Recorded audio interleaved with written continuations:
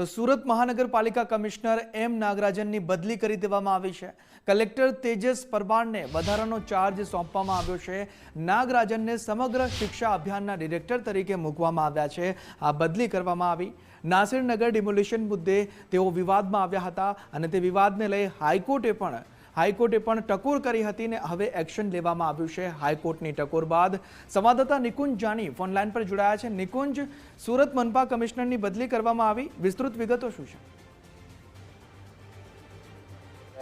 વિવાદિત ડિમોલેશનના મામલાને લઈને હવે આખરે સુરત મનપા કમિશનર એમ નાગરાજનની બદલી કરી દેવાઈ છે।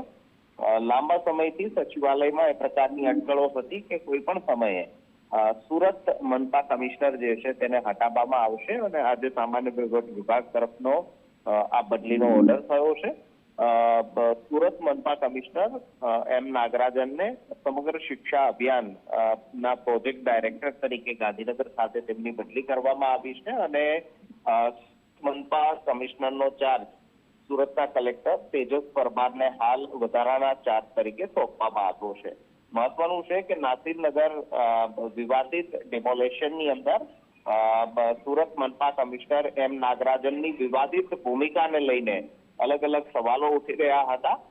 હાઈકોર્ટે પણ તેમની સુરત મનપા કમિશનર તરીકેની હાલની જે ફરજ છે તેને લઈને પણ અનેક પ્રશ્નો ઉઠાવ્યા હતા અને આ તમામ વિવાદોની વચ્ચે સુરત મનપા કમિશનરને બદલી કરાઈ છે। પરંતુ એક રીતે કહી શકાય કે સુરત મનપા કમિશનરને મનપા કમિશનર તરીકે હટાવવામાં આવ્યા છે અને તેમને એક સાઇડ પોસ્ટિંગ કહી શકાય તેવી જગ્યા જે સમગ્ર શિક્ષા અભિયાન છે તેની અંદર પ્રોજેક્ટ ડિરેક્ટર તરીકે તેમની બદલી કરાઈ છે।